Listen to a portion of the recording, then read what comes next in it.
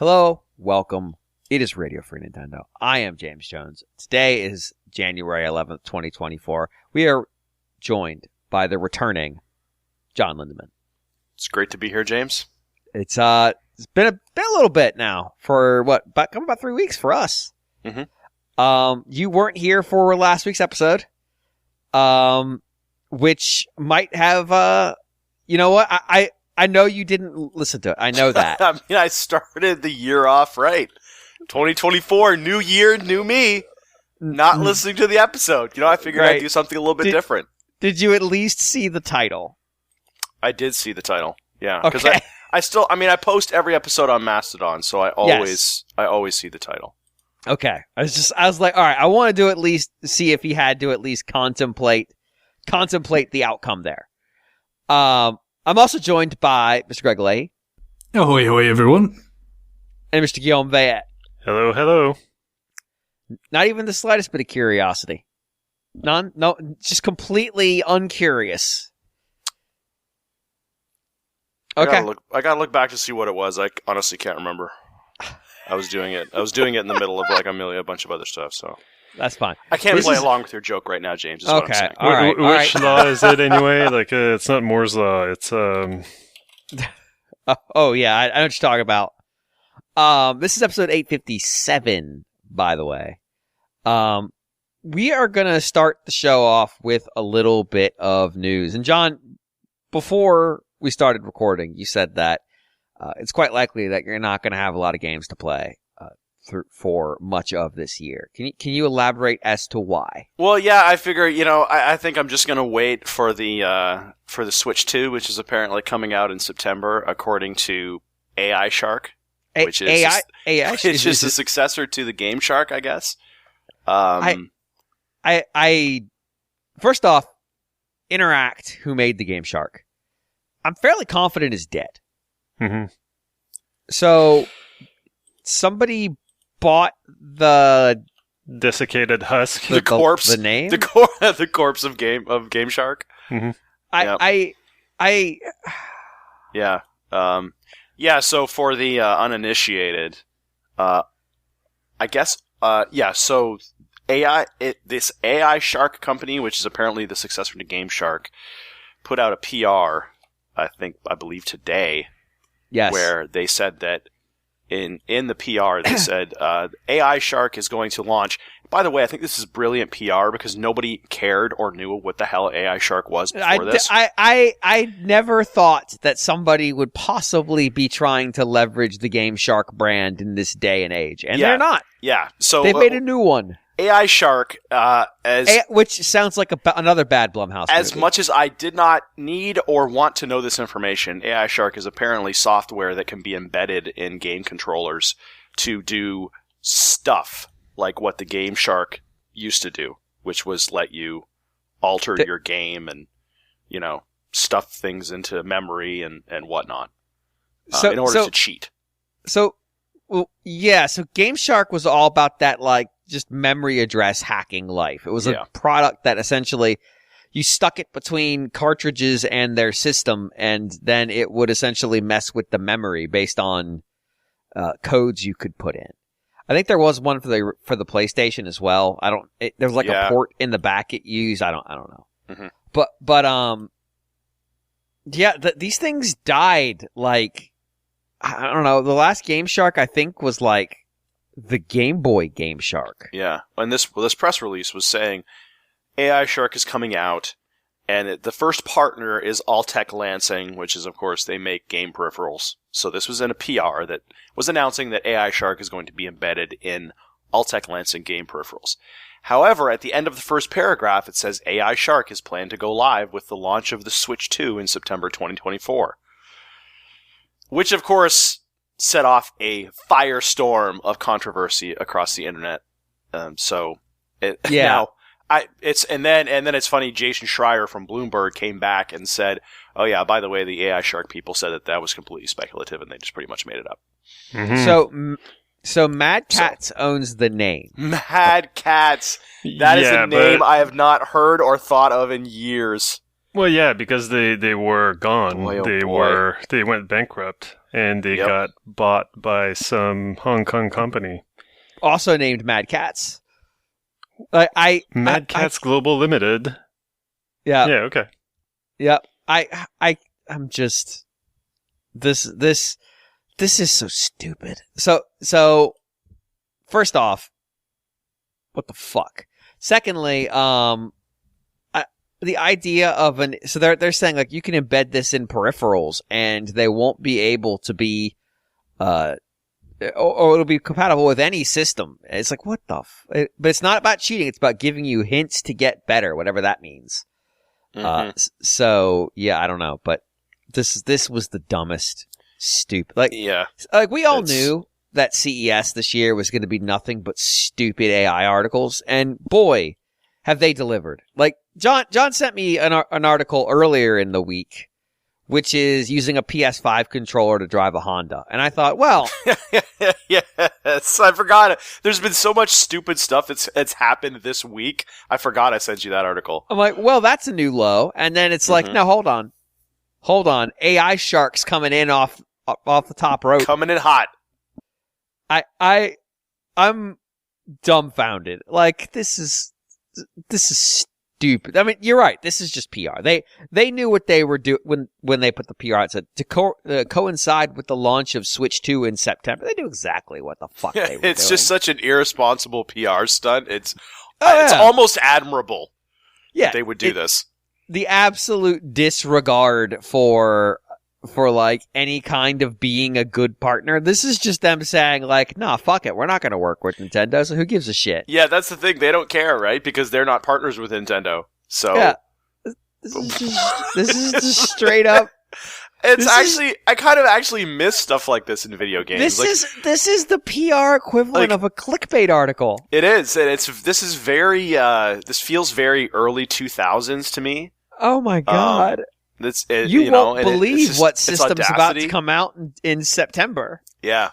Oh my god. So you're right. It's if you were an ethical company, a company who engages in things like ethics and has a concern for your brand value and your partner relations, you would never have done this. No. But if you're a holding company in Hong Kong who thought the name Mad Cats had value, you're gonna fucking do this shit because you're insane. Yeah. I'm.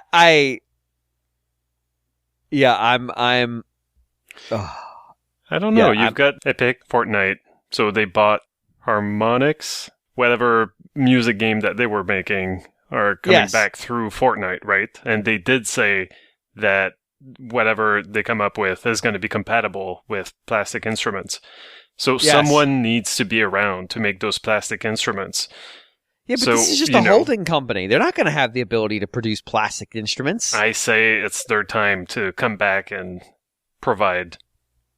Yeah. Oh my god. One thing we need in this world is more plastic. Yeah. You know? I mean, the reason said bottled water only has about like 10,000 parts of microplastics. I need that up. Mm-hmm. I am inuring myself. I cannot absorb enough through my mouth. I must absorb more plastic through my fingertips. That's right. You get little micro cuts as you play, and it gets in that way. It's about becoming one and reaching like not homeostasis, a symbiotic relationship. When I'm playing Guitar Hero, they're not micro cuts. Oh well, that's because you just rock too hard. I give shredding a whole new meaning. Hey-oh. This is where the rim shot sound effect goes, and we roll on. I'm gonna go ahead and kick us off with new business, and I'm gonna start with a couple things. First off, hey, so Google has a really bare bones but effective podcast service. It's just called Google Play Podcasts. And literally all you do when you want to put your podcast on there is you give them the URL to your RSS feed. They shoot you an email on the embedded email on the feed. And you say, yep, that's me. And then you're in their service. And people can just find you and subscribe. And they get notifications. And it works beautifully. Remembers where you left off. All that shit. And it's free. It's fucking free. So they're killing it in 2 months. Because of course they are. And they're telling everybody to move over to YouTube Music, which is a very different product, a very different use case. But they're both audio, so I guess it's fine. Except they're not. YouTube Music's actually video. So I have gone through the trouble of trying to get this thing, our show, moved over. John, I'm gonna let you guess. How many hours do you think I've spent on this? I would say 12. You're pretty close. Probably about 10. Yeah. This has included having to do all kinds of bullshit to YouTube to prove I'm a real person. Now, literally all I want to do is put this feed up there. But they're like, no, we need to know you're a real person. And I'm like, why do you need to know I'm a real person? Like, what difference? Like, isn't the fact that we've generated almost 900 of these fucking things proof enough that I'm real? That I'm that I'm a real boy? Is that not enough? Okay, fine. So we've gone through that headache, and I think the show's up there now. But they had to generate videos, and they're like, do you want us to generate videos for every episode? I'm like, oh, they definitely did not contemplate a podcast coming off the top rope with 1,000 two-hour-long episodes. So I didn't do that. I had them generate a year's worth, which one of them got kicked out because of fucking Lily the Pink. They're like, that one's got a restriction on it, can't make it live. And I'm like, cool. YouTube's the best. So we might not be long for this world on YouTube. I might find this is too frustrating and just shut it down. But I'm trying. I'm trying to help you, the listener, continue to listen to our show. Am I going to use YouTube Music? Fuck no. That seems terrible. But I'm trying. Because if you click migrate out of the Google Play podcast, like, we'll find your podcasts on YouTube Music. And then it won't find half of them because people aren't fucking there. So that's cool. I'm having a good time. I'm definitely not mad. Definitely not mad. I'm super mad. I'm super fucking mad. But that's a whole side issue. Is that more time than I spent playing video games this week? Yes, it is. Why do you ask? But I have had for a while, Trails, The Legend of Hero Trails from Zero, which is one of the Legend of Heroes games, obviously. I think there's like 500 of them now. And this one is, I'm not sure exactly why they refer to it as Trails from Zero, because it isn't like a starting point. It takes place after, Trails in the Sky, which is hard to play these days, unless you want to play it on a PC. This is originally a PSP game, and it looks like it. So I'm only through the prologue, which is about 4 hours and some change. But I played all 4 of those hours in basically one sitting yesterday, because I just kept playing it. Like, it's not super deep yet, but there's definitely some things here that I'm enjoying. It very much looks like a PlayStation era RPG, but in HD. Like the character models, the art, the buildings and stuff. And of course, that comes from the fact it was a PSP game. But I want to say this is one of the few Legend of Heroes games that you can get on Switch where you get the whole thing, because a lot of them, like, one of them we started getting them with 3. So we got 3 and 4, but didn't get 1 and 2. And then I don't know that we've gotten any of the other ones yet on Switch. No, but Falcom has said that they kept they plan to keep supporting the Switch. You know. Yeah, it's a mess. It's like we got Cold Steel 3 and 4, which is like, are you serious? So this one is in the I don't know where these things lie in their chronology. It'd be nice to get Trails in the Sky, but that's not on anything but like PC these days. So just, it is what it is. And then I don't think we're getting Trails to Azure. I don't know. This is all weird. There's new ones coming out too, so I guess we can start with those. I don't even know if Trails Through Daybreak came out in the West. The series is just fucked. I've never even heard of Trails of Daybreak. It did come out in the West. It did come out in the West. Oh, it was on Switch, apparently. Okay. Oh, okay. That's good. Oh, it looks like a modern game too. That's wild. So Trails of from Cold Steel, what Yes. Anyway, 3. I remember when it came out on Switch, it was a little bit creaky. Like, people were complaining about the performance. Yeah. But it doesn't matter if it looked like a PSP game or not. So how does this one perform? Is it? It seems fine. Okay. Like, one of the things I've enjoyed is that there's a turbo mode. So like I could just put it in turbo mode and I move fast and text scrolls quick. Like, so there's a bunch of stuff to just like make the game go quicker. But there is a bunch of stuff where I'm like, yeah, this is a 2010 PSP game, all right. Things like you're in town, but I can't seem to find a map of the city, but the city's big. So it's like, okay, I just have to kind of memorize where all the parts of town are. That's kind of annoying. I haven't even been allowed to leave town. I assume I'll get to at some point, but like, you're playing a police officer, or you're a recent graduate from the academy. You're basically just a young adult. And you and your peers of roughly the same age are in this new police unit whose only job it is to solve citizens' problems. Because the current military police are not particularly interested in that shit. They're basically just there to keep things from burning down. So I've played a good chunk of Trails in the Sky, and that's the same story. That's the same setup. Okay, well there you go. So that might make sense. I don't know. I didn't do the reading because they do have like a thing in the game where you can go read about, you know, how all this shit's related. I just haven't bothered. Mm-hmm. So, you know, I basically was told you can go into this game more or less clean and be okay. And so that's what I decided to do. Like, cause it was just, I don't want to have to go try to play catch up on a franchise that's like 20 games fucking deep at this point. Fair. So it's just like, well, I'm just gonna, people say this one's safe to go in. I'm gonna take their word at it, or take their word of it and, give it a shot and see if I can get through it. So far, I'm enjoying it. You know, you get your jobs that are the story jobs, your assignments, and then people will also submit, they're essentially just side quests, that you have to complete sort of within a time frame. And the time frame is just dictated by the main plot. So, you know, I've done a bunch of those. They're not super involved yet. You know, sometimes it's like, hey, I lost 3 things in town. Can you go find them? Here are the places I visited. And so you just run around town and go find the things and bring them back. But I suspect they'll get more involved as time goes on. You know, this is still extremely early going. Like I said, I just cleared the prologue, so. I'm interested. So yeah, hold on, the one that I just mentioned, Through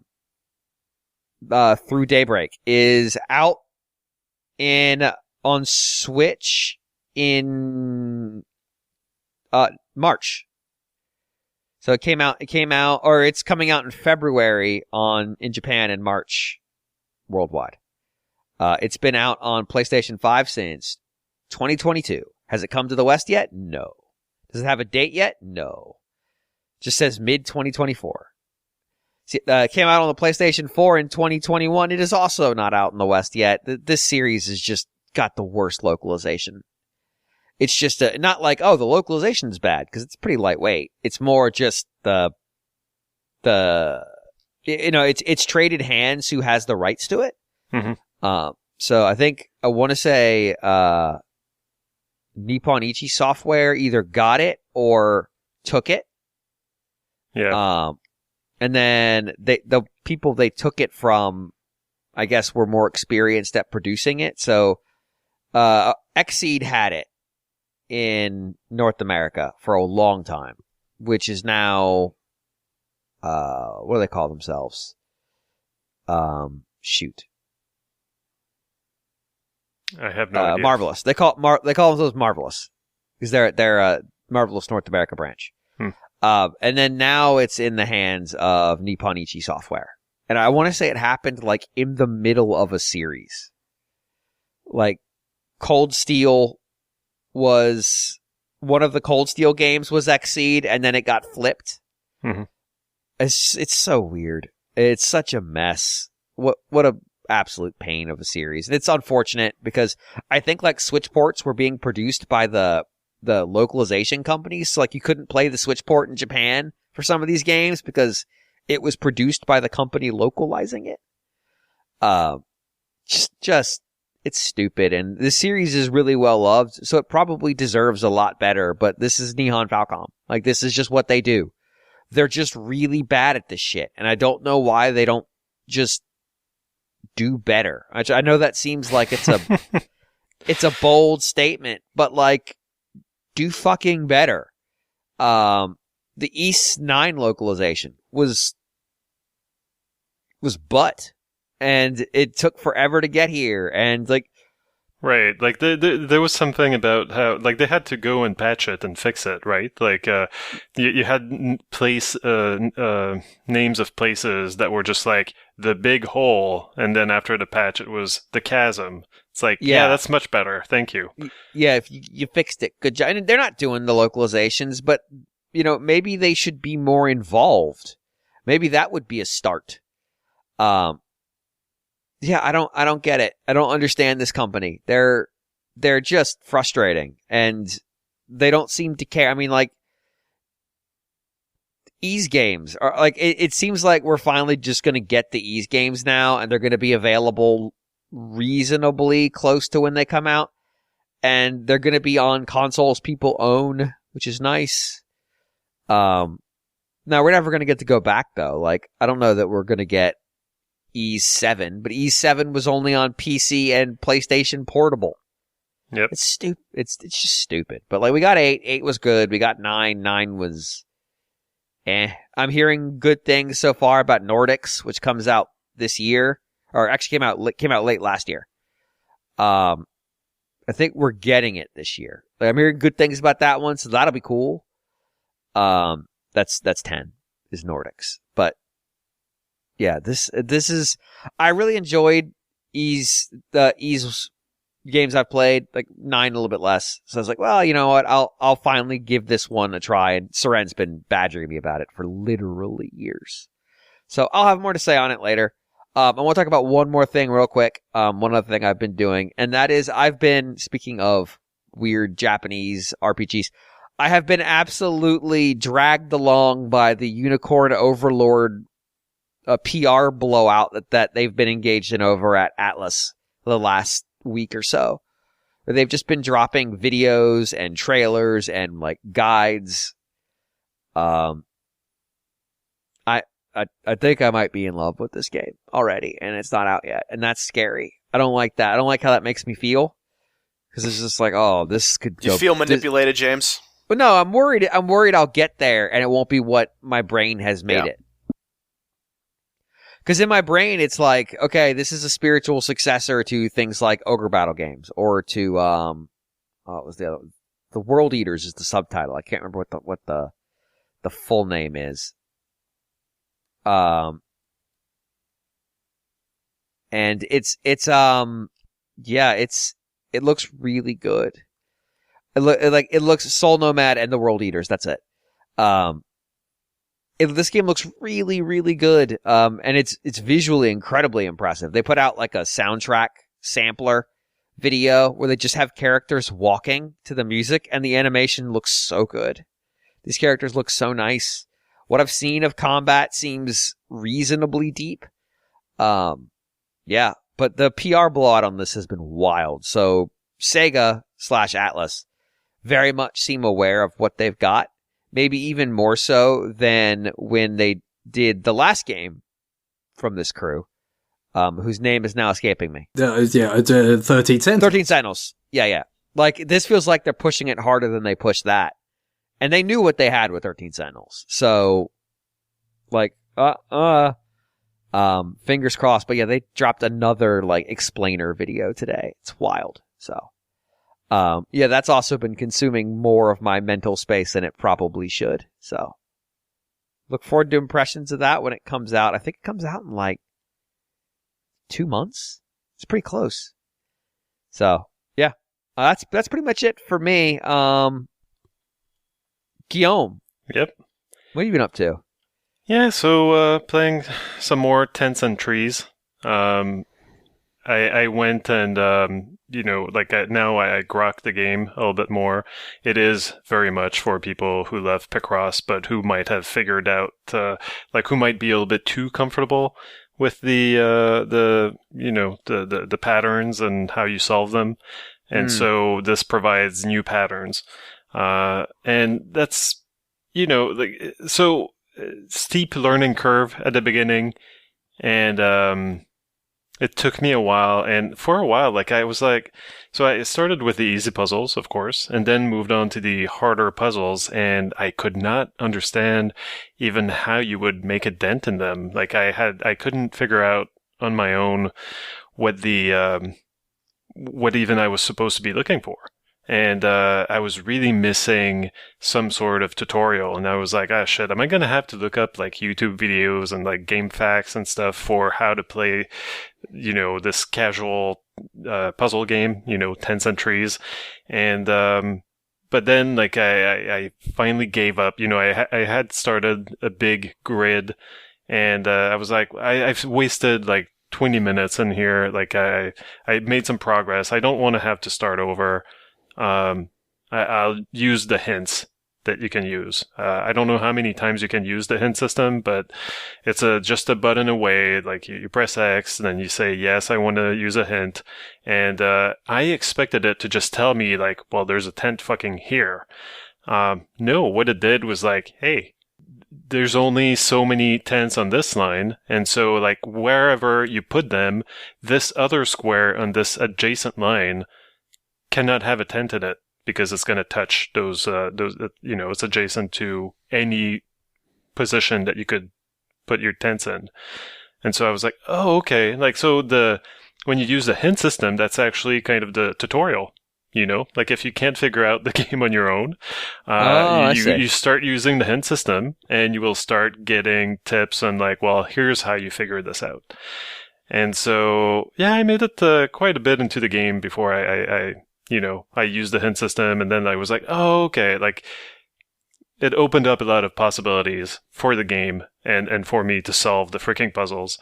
And that was nice. And, for a while, it was taking me a lot of time to get through puzzles. But now I'm, more and more familiar with the patterns, and I know what to look for. And so, what's that line in the Matrix again? I just see brunettes and blondes and stuff I don't have to count so much each square. I don't have to make sure that everything is lined up exactly. So I can just basically look at the grid, and it comes way more naturally to me now how to solve them. So yeah, it's pretty cool.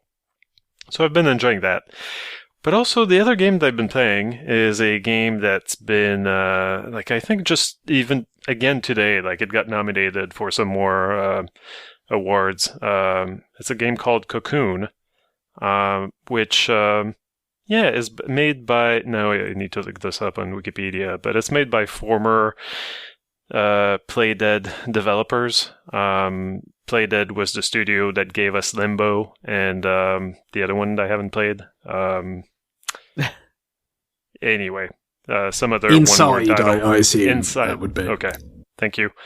And so I never played Inside, as I said. I was not too interested in it because Limbo, I was kind of not that hot on. I just something irked me about the way that it seemed to delight in killing the little boy character. It seemed like it was trying a little bit too hard to be mature or something.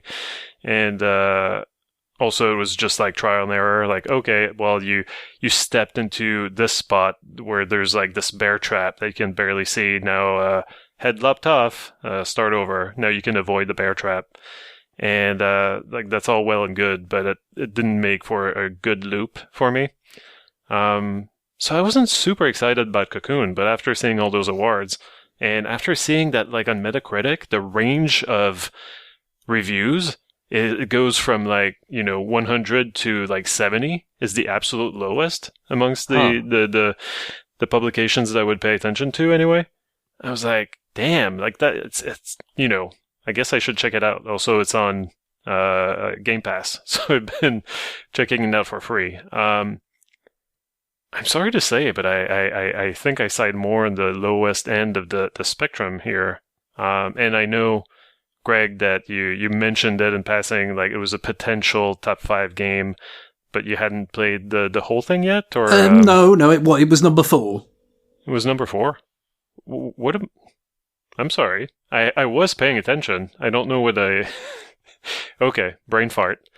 But I did try to keep it brief because we had a lot to get through. Right, so I didn't go through, and I never did get a check because of the timing. That was actually the first time that I kind of discussed play the game at all, just as the way it worked out. So no, I've not spoken about it at length, so I can understand why you would kind of remember it that way.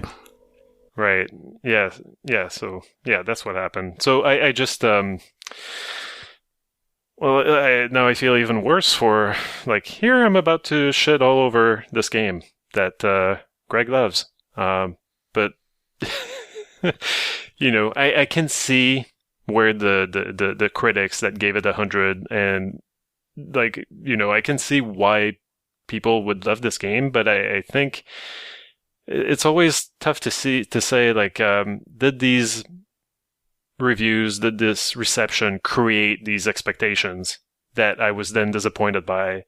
And so, like, would I have liked it more if I had just discovered it kind of out of nowhere, no expectations? What is this, Cocoon? Like, where is, what's his face? I don't know, Wilford Brimley, And then I start playing this game about this little bug man carrying a little balls around that can turn into entire universe that you can enter into, and then you can put universes into pocket universes and then carry them from place to place and solve puzzles. Like, yeah, maybe I would have been bowled over by that.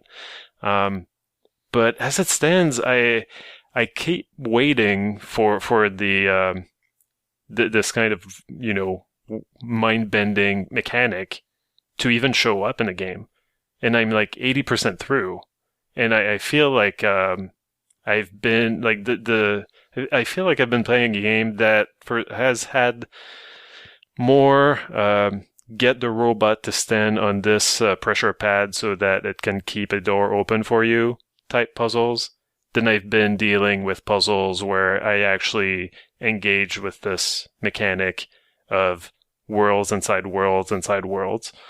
And so that's been a little bit disappointing. I find that the kind of the thing that was the most promising about this game's marketing and the way that people have been talking about it has been pretty much absent for the most of my playthrough. And it seems like it might show up in a big way towards the end, according to that Eurogamer review that I've read. For most of the game, I've just been waiting for something kind of more exciting to happen with the puzzles. One thing I did say when I did the top 5 was I think it's quite one of the things I think it's most effective at is, kind of presenting something, that could seem kind of more complex than it ends up being. In terms of what you do to solve it, and in that way, it can make you feel, I think it's good at making people feel clever for solving it, when the way that they kind of guide you towards the solution to the puzzle means that, you're not probably just going to get completely flummoxed by it. They are without words and prompts and hints or anything like that. They're always kind of coaxing you towards the correct thing to do. And there is only so much you can do, so I think it's probably, obviously it'll vary by the player in question's sort of perspective and perception of the game, but I think that is one of its, I think it's a virtue, personally, of the game, that it is able to kind of have puzzles that are not some crazy convoluted thing, but maybe conceptually it can almost seem like it is, and then it feels like it's more of an accomplishment to do it, for some players. In terms of like, well, is the puzzle, are many of the puzzles some incredible feat of mental gymnastics? Well, no, I don't think they are. Right. Yeah, not that I was expecting that I was expecting, like, I'm not disappointed that this is not like, oh yeah, like you can go and get completely lost and, you know, like way away from where the actual puzzle that you're trying to solve is. Like, I do like that it keeps you on a track, but I guess I failed to see the, like, in my experience, the way that the game keeps you from, like, keeps you on track is just like, well, we're just going to lock the door that you just came through, that you just used to get here, you know, like, okay, now you can't go back, and you can't really move forward until you figure out how this little robot and this orb and this door and this pressure plate, are connected. And, they do find a lot of ways for robots to not stand on pressure plates, and like they find a lot of ways for there to be only one way that you can get the robot to stand on that pressure plate. But it's not been a type of puzzle that I found extremely exciting. Like I find that this kind of design also undermines whatever they're trying to do with the presentation, and just, I don't know if this game is really telling a story, or if it's telling a story, it's not really explaining anything to you. But I'm having trouble, and not that I would want this game to have like death sequences. I don't want a bear trap to lop off the head of my little bugman. But there's no. I don't feel like there's much at stake. There are no stakes. There's kind of like a promise at the beginning, maybe, or a hint that like, oh, this is a dangerous place. You could, like you're not safe here, when you just drop into this desolate world, and there are these bug-like things that see you and, you know, chitter at you and then fly off, and you're like, okay, this is a dangerous place. Like, this is kind of the beginning of another world, or something like that. Like, you're on an alien planet, and it's desolate and it's scary. But then there's never anything to interact with that's really... There's not a whole lot that's alive on this game's world. There's rarely anything that's not purely cosmetic and just kind of like this is the way that we've painted the scene to make it look desolate. But then there's nothing other outside of, again, like that one robot, that one pressure plate, that one door, and that one orb. I feel like if they were trying to tell the story of like, hey, you're in this desolate place, and the everything is out to get you, there would be more stuff out to get you. Or if it's rather more like, well, this machinery is not even there for you. It doesn't really care about you unless you're tampering with it, unless you're in its way, then it's going to pull you out of its way. But again, like there's never anything outside of the puzzle that you're doing that's going to mess with you and that's going to get you out of its way. Like there's no life to this game, or there's no like mechanical non-life to this game. I don't get the feeling like that, yeah, this machinery keeps doing its work decades after the people who created it are gone. Like all I feel is here's a puzzle. And it's been, I don't know, it's been disappointing. I hope that I managed to articulate why, but I'm following. Yeah. So yeah, like I guess Game Revolution is the website that's got the 70% review on Metacritic.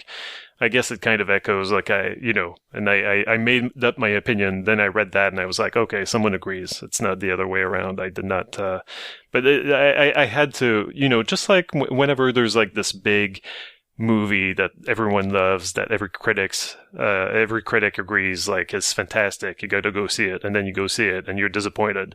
Like sometimes I feel like, okay, I need some sort of sanity check here. Like, what am I missing? Again, I said this last week. Again, like, most people are not going to like any given thing. Trust me, there'll be loads of people that agree with you. That you don't need to do that check. You're fine. It's not a problem.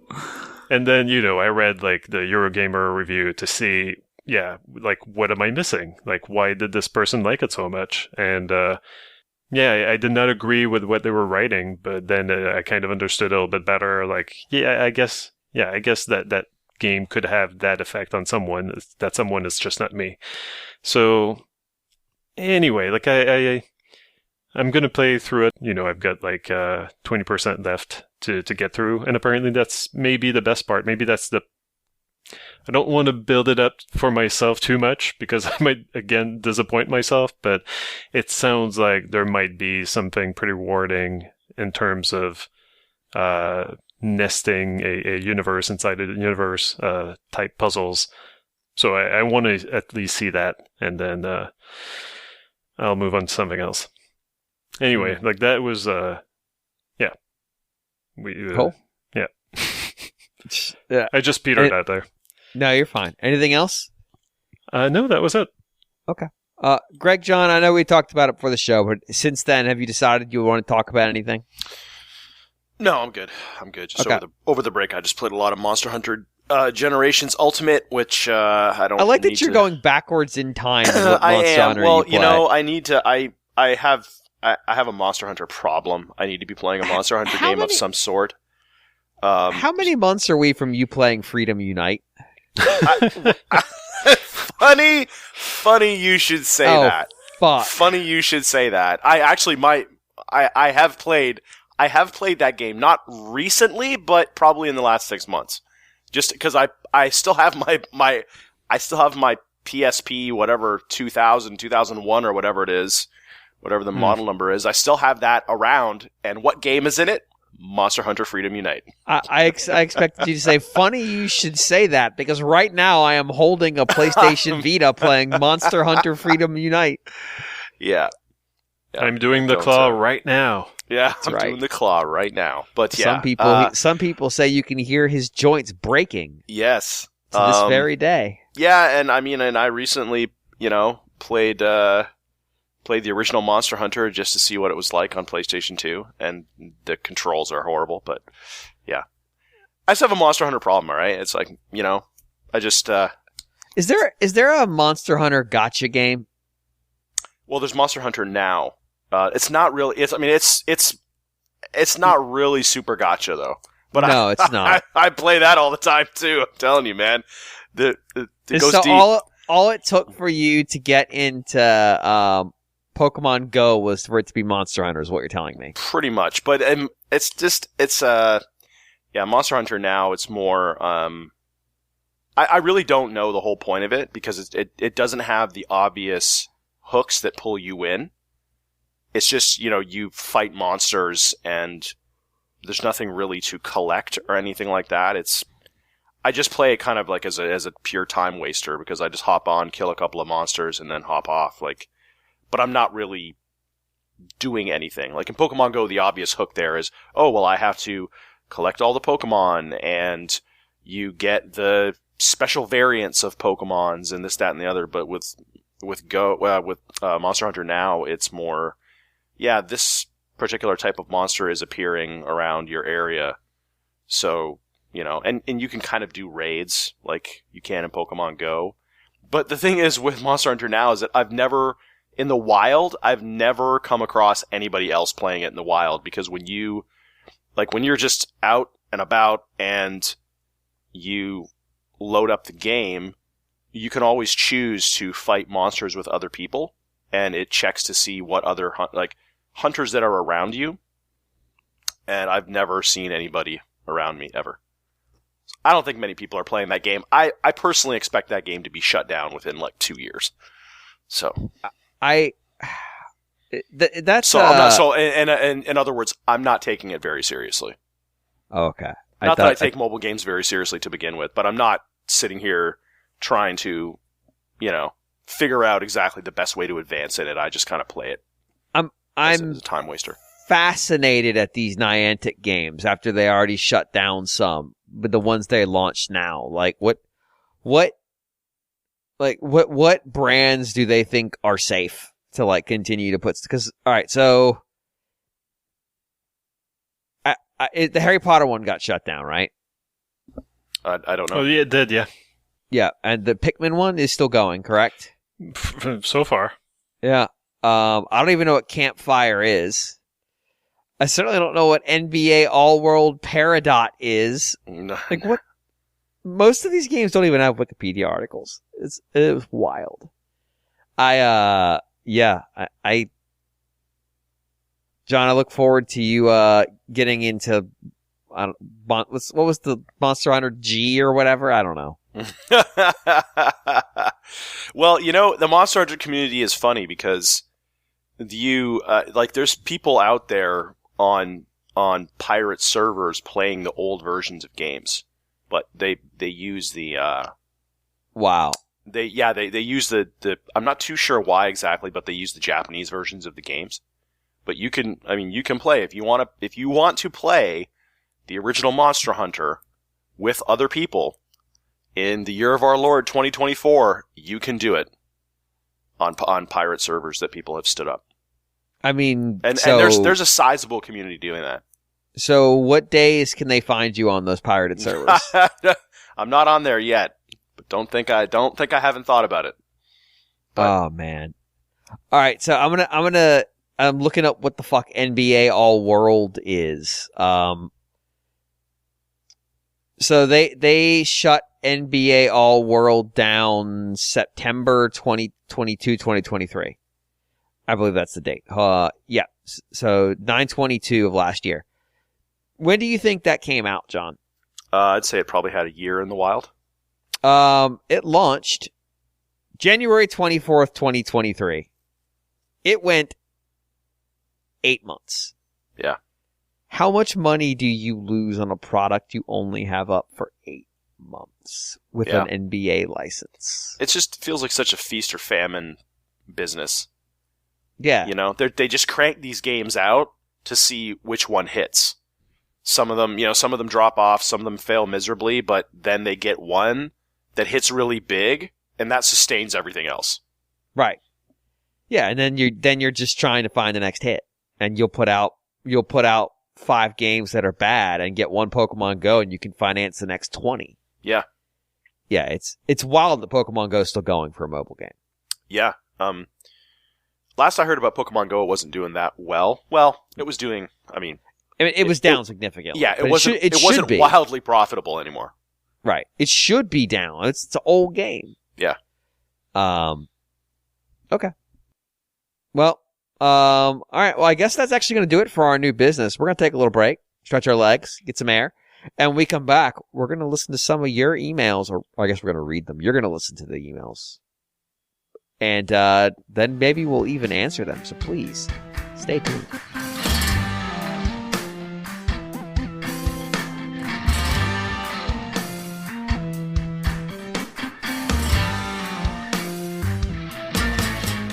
We're back. And last week I extolled the virtues of sending emails to rfn@nintendoworldreport.com. I made it clear that this is your responsibility to us as a listener to send us questions, comments, concerns, thoughts, prompts, stupid game ideas, even stupider game ideas, aggressively stupid game ideas. And some of you listened. We got a little bit of a surge of email. It was on Tuesday. Like you could see people were completing the episode. Like it was, they listened to the first hour of the show on Monday, and then by Tuesday when they wrap back around, they hit the email and they're like, it's my time. Got to pay my taxes. And it is tax season. It's email tax season. So send your questions, comments, thoughts, concerns, incredibly mind-numbingly stupid game ideas to rfn@nintendoworldreport.com. That's rfn@nintendoworldreport.com. You can potentially have them read on the show like these individuals, all of whom, with the exception of the first one, sent theirs as part of this last wave of emails. So, first email. Greg, would you please read it? Sure, yes. Reg McFly writes, good morrow, RFN. Over this festive season, I've set myself a likely impossible set of games to complete. This includes Sparks of Hope, Like a Dragon Gaiden, Alan Wake 2, and others, running a full gauntlet. I can only assume the RFN staff are similar, if not worse. Therefore, I'd like to ask, at what point do you, or have you, wiped the backlog? Have you ever just said, well, that's not getting cleared, to a game you'd like to see through? If time were not a flat circle, what would you go back to? Love the show. I mean... John, you're definitely the first person to start this email. Yeah, it's this... You know, I look at it this way. No game, at no point have I ever wiped the backlog. The backlog is just, I'm at peace with the backlog. I'm at peace with it. How's Tears of the Kingdom coming?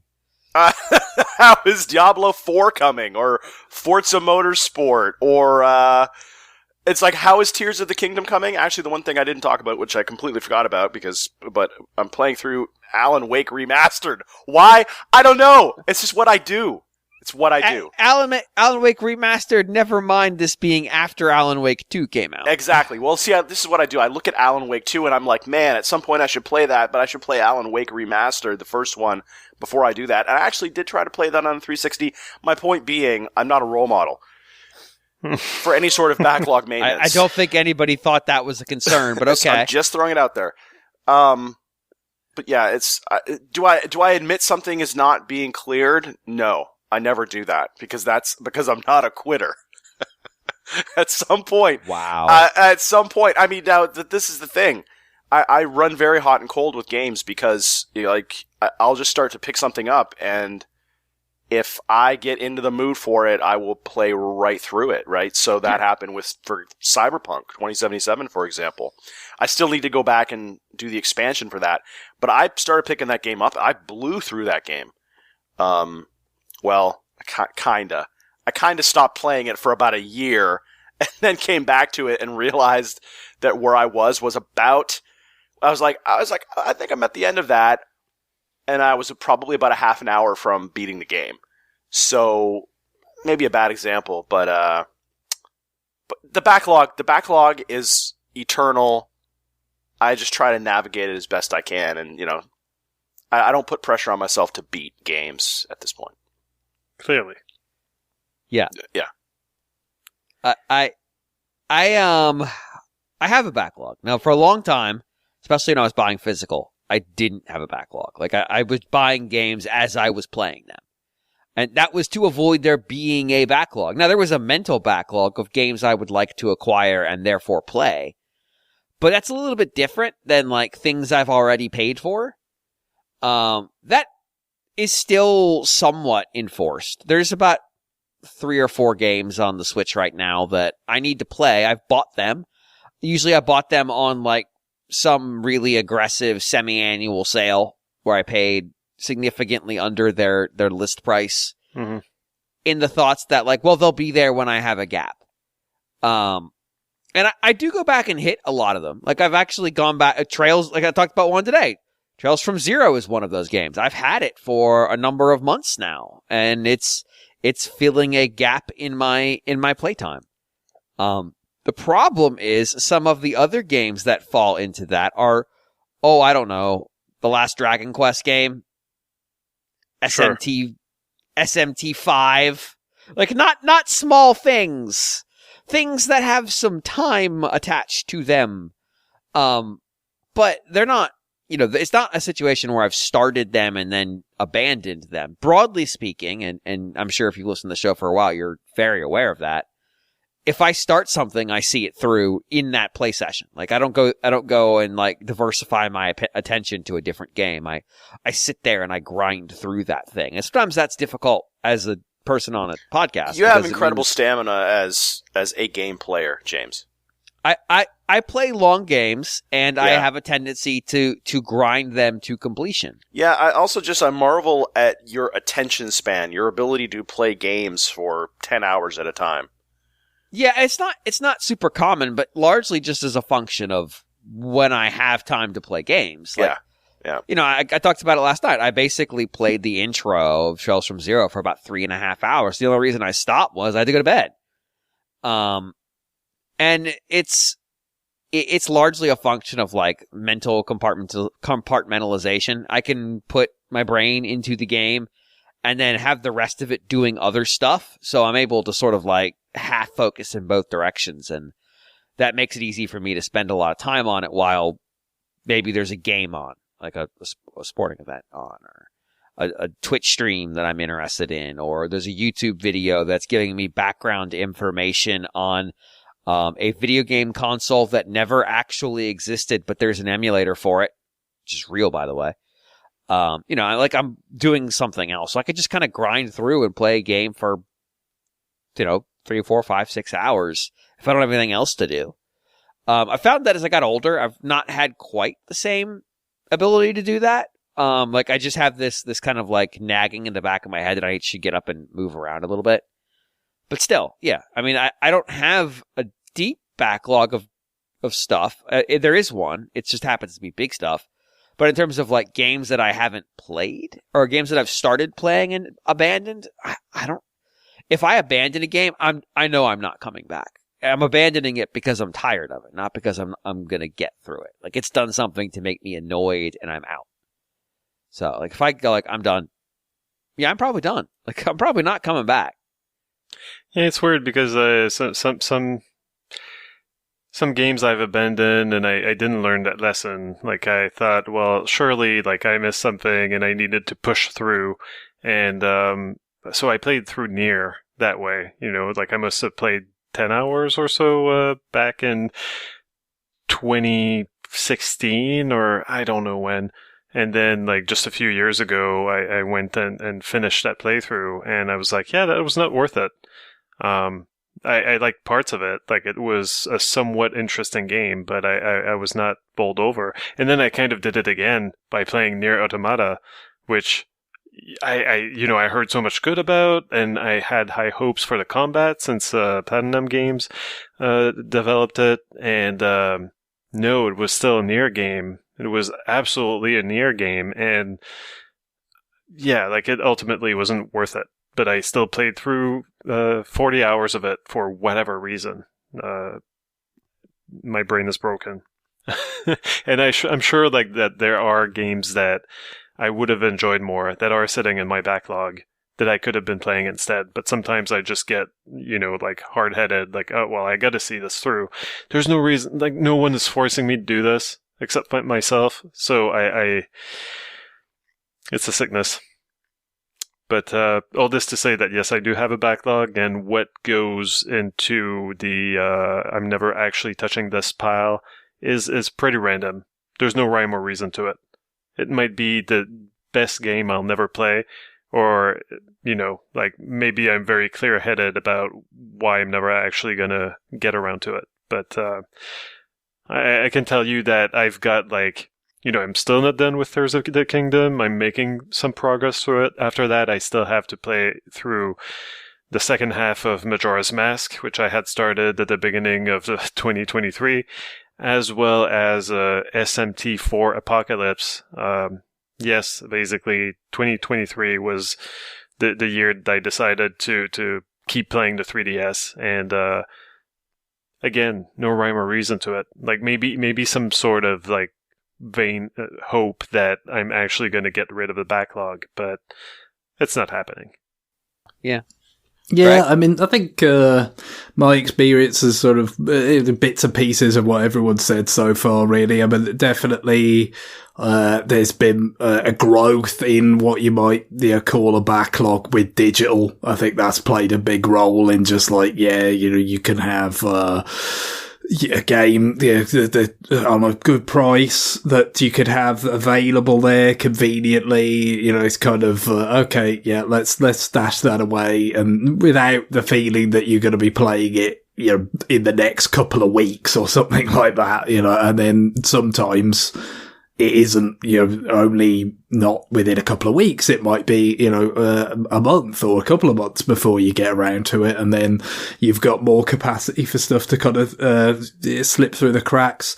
I think probably the more in common with John's experience would be the fact that rarely would I ever say like, I definitely am not like coming back to that game or something. It doesn't tend to happen that often, but equally, sometimes it will just be, some other game comes along that I'm just, for whatever reason, very interested in playing at that particular moment. And then something can kind of, fall down the list, and it could be a while before I would go back to it. I think I've already mentioned before, like kind of Advance Wars, Reboot Camp has been, a fallen victim to that a little bit because, games came along, while I was in the middle of playing through the first campaign in that kind of, delayed it. But, I have since got back and, kind of at least finished that first campaign. Still got the second one to look at sometime. But, do I, have I got even vaguely close to like eliminating all options? Like, absolutely not. And I wouldn't want to. I want options. That's a lot of the value I see in having,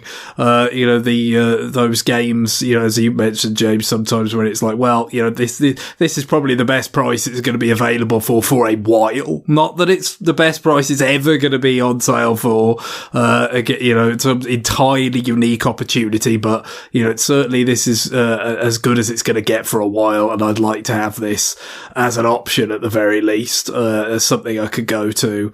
It feels a little bit less predictable these days as I've gotten older about what I'm going to be in the mood for as any particular moment. Is probably it's probably veered a bit away from kind of the more action based stuff because I'm just less capable at that kind of stuff there, or just the less like energy or the mind sort of the mind space to kind of take on some of those sorts of things these days. But I still play some of those types of games, but definitely it's not going to happen in terms of eliminating the options. I don't want, so you could call it a backlog, you could call it a library of things that you have available to you, at any moment that are still, fresh experiences.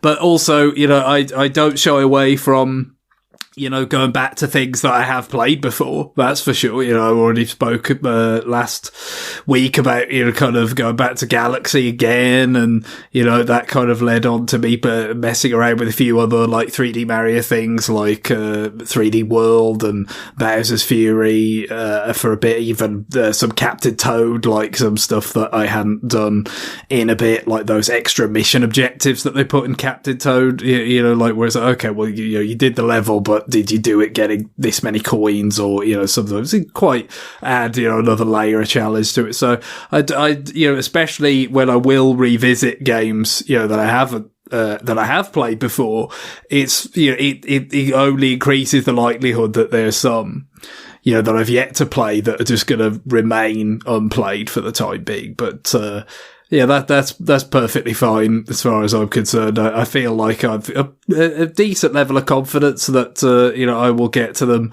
at some point when the opportunity and the inclination kind of present themselves. But yeah, I guess the only thing you could say is just that, it was easier, let's say, to kind of manage that, without any risk of it like blowing out of proportion before the Switch. I feel like Switch has been a bit of a turning point in terms of just like the sheer amount of stuff that you could be getting at any moment. Definitely it's just like there's more things like where you see a game for a good price that I'm just like, that is a good price, but I'm still not going to bite because like I don't know when I would get to that. Because there is so much other stuff. When you think about Wii U and even 3DS, which I've certainly had, a great deal more, kind of going for it in terms of releases and so forth.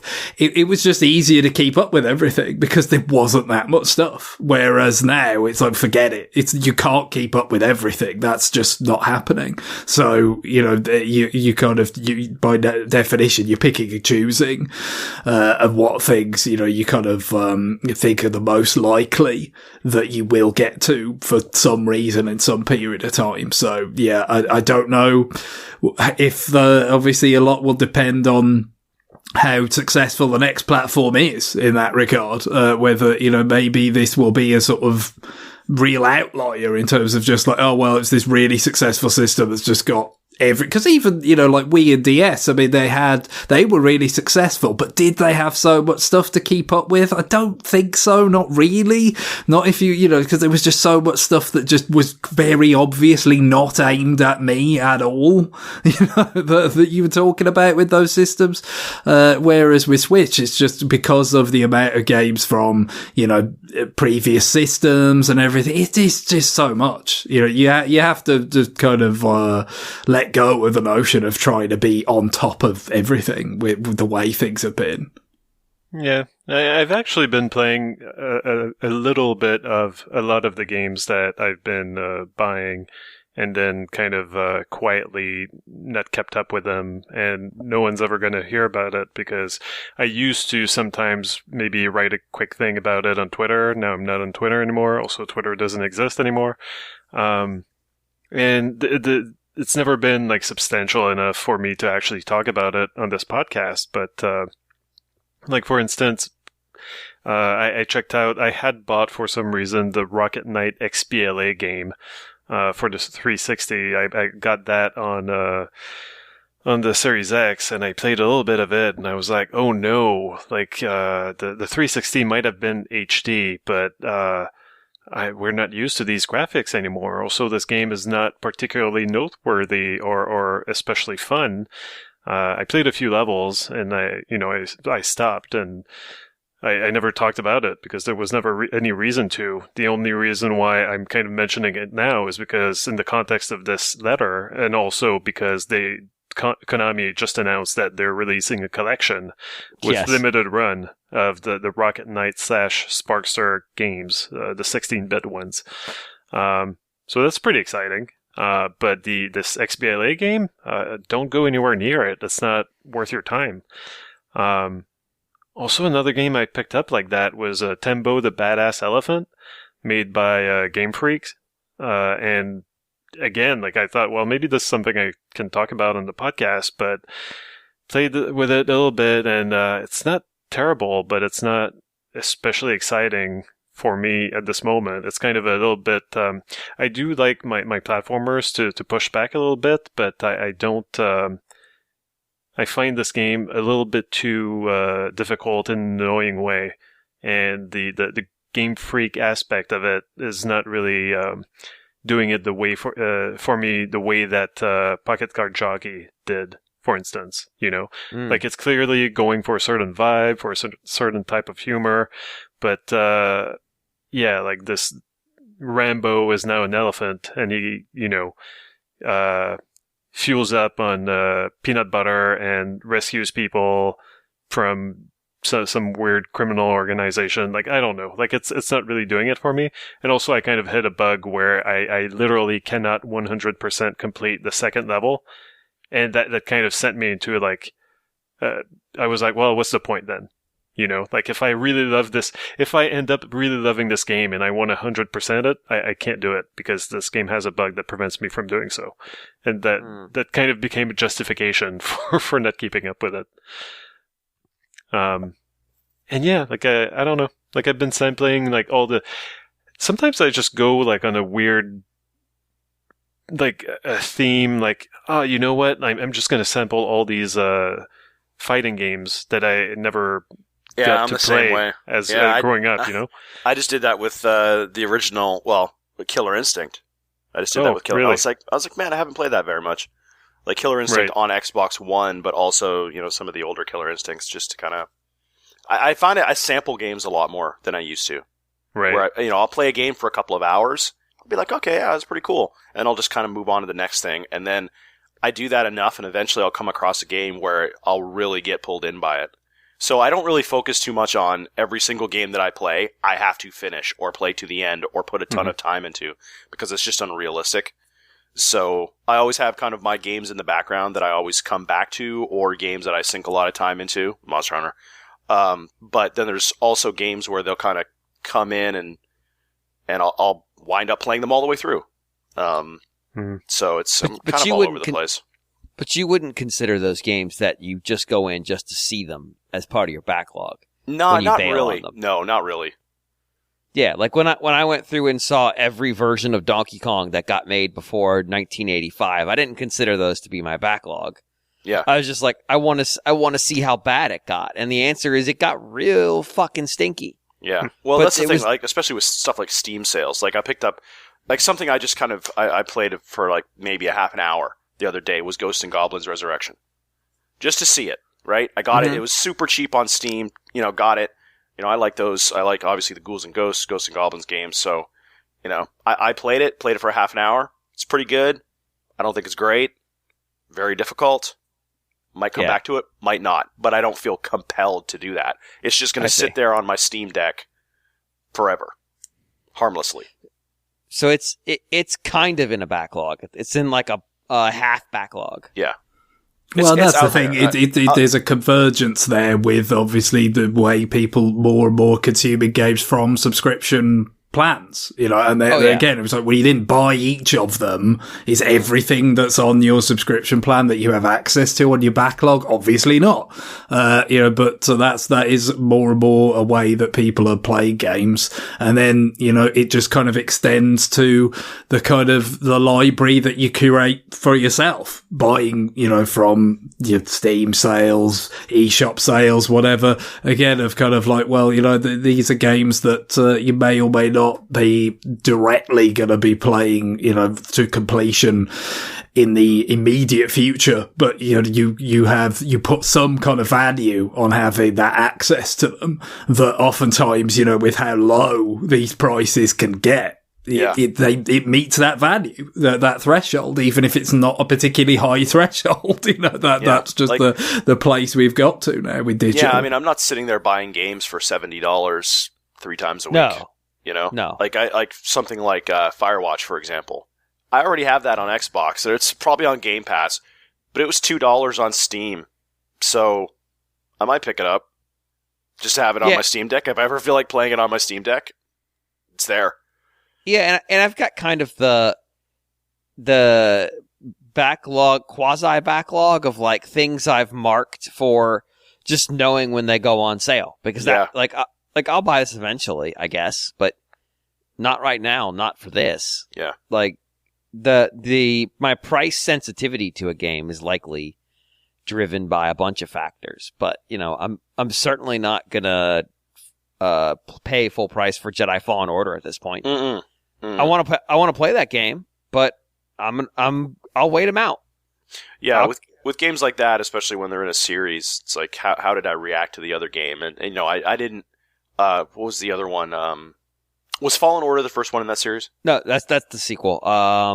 Because I'm thinking, because there's also Jedi Survivor, right? That's the one that's coming up, right? But anyways, I played the first one in that series. I didn't finish it. I thought it was good. I didn't love it. So I look at it like, why would I buy one of the other games in that series? Because I'd probably have the same experience. I would just play it, say, yeah, this is pretty good, and then bounce off of it. Yeah, whereas for me, like, I really liked that game, the Respawn game. Yeah.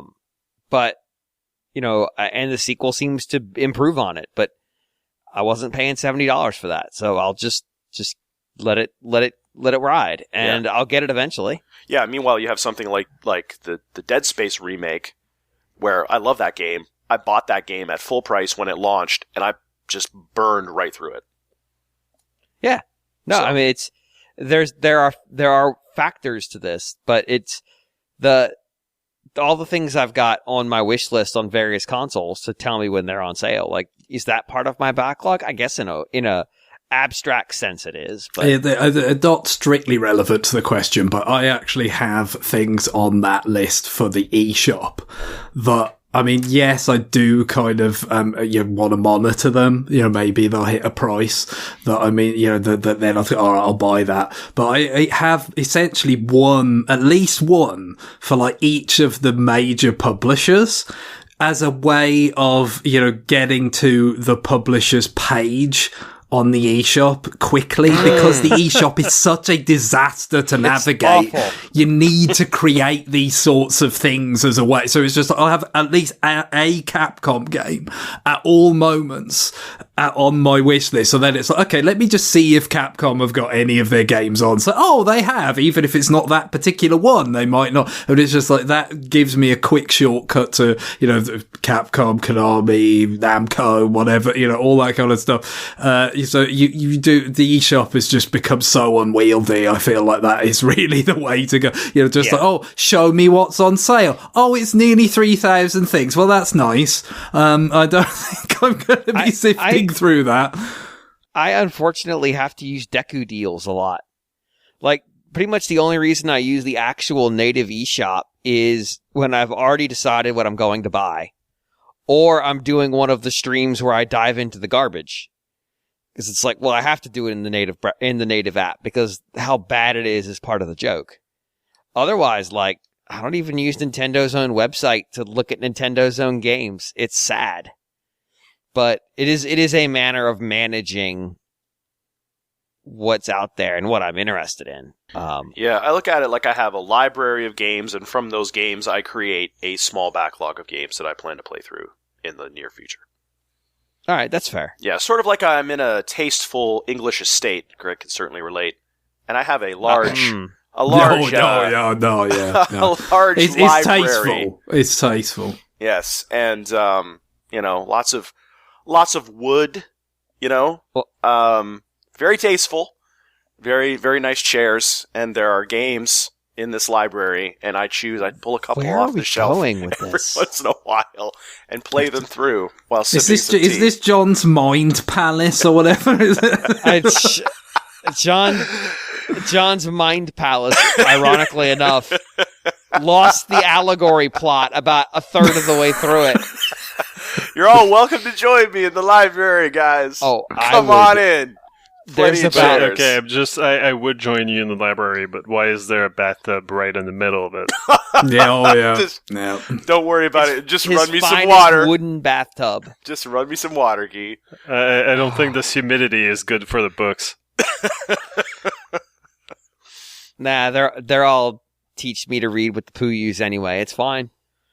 Oh my god! All right, let's roll to the next email. I'll go ahead and read it. This is dark. The Clown Daddy writes, "Look, you can put whatever you want as your name. I can't stop you. Hey guys, I have a very basic game design question for you. Sometimes games believe that the way to create depth of gameplay is by introducing more and more complexity. But that's not always a winning formula. So I ask y'all, what are some games that manage to justify their systems and mechanics, and what are some that feel incoherent in their pursuit of added meaningful depth? Follow-up question. What are some games that achieve a great deal of depth and yet remain elegant and streamlined? Thanks for all your work. Here's to another 50 episodes. What's just another 50? Yeah, I mean, that's all I'm contracted I would for, assume that's because we put out about 50 in a year. So I assume it's a sort of Happy New Year kind of thing. But no, there's a fair amount of interpretation going on there on my part. I wondered if you knew something we didn't. Well, it's like my contract comes up after 50 episodes, so we can talk about that later, but... but maybe it says something about once we get to the end of 2024, are any of us still going to be here? Well, we'll see. This is true. That's fair. Yeah. So complexity and elegance are really tough terms to define. They're probably going to hit each of us differently. So John, you had a topic here of a series that fits really well. If you want, are you talking about Monster Hunter here? Yeah. I mean, Monster Hunter. Yeah, see, this is interesting for me because to me, I kind of draw the line at a point where layering on systems feels like padding. And I think sometimes Monster Hunter does this, and sometimes it doesn't. For example, in Monster Hunter Rise, I feel the anomaly quests with the afflicted stuff in Sunbreak, that is just added complexity. That's the one part of that game. As many hours as I put into that game, which I think is probably approaching 1,000 at this point, that's where I sort of said, I don't really want to do this anymore because it felt like padding, and you can augment your armor with afflicted this and afflicted that. And I said, like, that's just a layer of complexity. After putting so much time into the game, it just felt like moving the goalpost.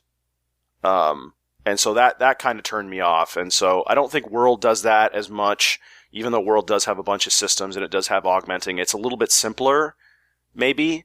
It doesn't feel like just, I guess with Rise, with the anomaly stuff, it's just, the way that they do it is they say, okay, here's an anomaly quest for this monster.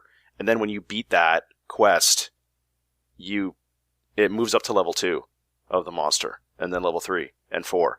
And 5. And that can go, as far as I know, it can go all the way up to 300. So it's just like pure padding to me. And so, and even, I think of like Xenoblade Chronicles X as well. I think it's Xenoblade probably as a series. I don't know. I haven't played as many. I want to talk about this one. Yeah, I haven't played as much Xenoblade as anybody else on the podcast. But it feels like it has maybe not systems that it forces you to play, but just sort of systems where you're kind of sitting there like, what's the point of this? Why would I want to dive into this and maximize it? Like the affinity system and stuff like that, where it just felt kind of superfluous. And yeah, I mean, I was actually asking before we picked this email, could a game be both? And I think the Xenoblade games, maybe one less. To mine, the second one is the one that I just, especially like where you kind of build an affinity with your blades, and like you have to make them do certain missions. Anyway, sorry. It's been a while since I played it. I don't remember exactly. But see, I actually liked to a certain degree that stuff. Like I thought it was an elegant way to sort of make you actually interact with the different blades and do stuff with them. But like there is this like hinge that series works on where you can look at the party structures you can build in 2 and 3, but really in 2. In 2 it's wild. And how you can put together a party using a combination of Rex's blades as a driver and what members of the party you have and their specific blade, because of course they can't swap blades around. But also in the various things and status effects and building up the break, topple, launch, smash, or I can't remember what the other path was. And how you can essentially infinite combo enemies if you do the right build and stuff. It would come across as very complex if you were coming in from zero. And we talked about this, that it took forever for everything to be revealed to you in Xenoblade 2 in terms of what you're allowed to do. Mm-hmm. 3 is better in that regard, but even then, 3 is constantly still feeding you things. But that complexity isn't in pursuit of nothing. That complexity isn't just in the interests of saying, look how complex we are. That complexity unlocks capability and builds and tactics that would not be available if that game lacked that complexity. You would not be able to do some of the things that it permits you to do. There are videos of Xenoblade X in the online mode where people were picking the last like hyper boss in that game. I think it's like level 200 and the level cap's 100. It's a Teletheus. It's a nightmare to fight anyway. And there are people who essentially one-hit combo it to death because they've found this way to min-max all their characters to get the exact outcome they need to essentially infinitely spawn their super move and just keep refiring it until the thing dies. And it is an unbelievable visual to watch. And in my head, I know how they built that character. I get it. I've seen the build. I understand why it works. But at the same time, like, as somebody who never took the combat systems that deep, it feels like sorcery. It's like, well, how did you do that? Mm-hmm. And there is a reason for it, but you have to understand how the 3 or 4 systems interplay with one another and how you can use what you've got characters carrying to essentially feed off of normal in-game scenarios.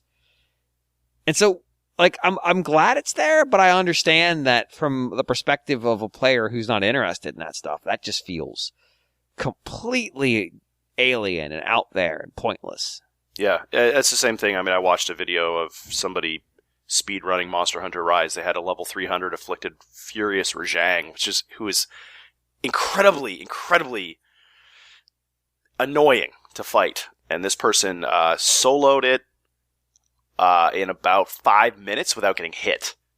Jesus. And I was like, okay, so first off, you have to get that monster to level 300, so you have to fight it 300 times just to get the quest up that high, and then you would have to master it.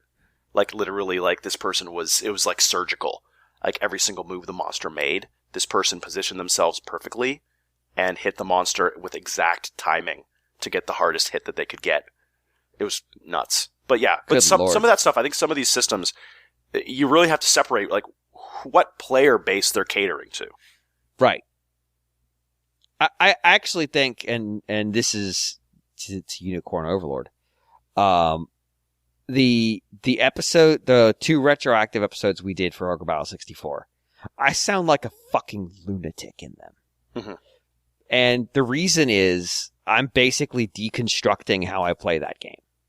And, like, I'm giving y'all who hadn't played it 5 or 6 times at that point, like, here's some shit you can do. Whereas in my conversation, I'm talking about, like, okay, so fundamentally, I've stumbled across this formation that I know works in these 2 variants, and I want to build strategies that don't rely on those. And I'm talking about, like, how I'm reconfiguring unit structures and how it's affecting my gameplay tactics and how I played the game in a different way as a consequence of that. That feels very impenetrable. In my first playthrough of the game, I didn't get it at fucking all. This is like a 55-hour game. So the idea that I could say I didn't get it on my first playthrough at all is stupid.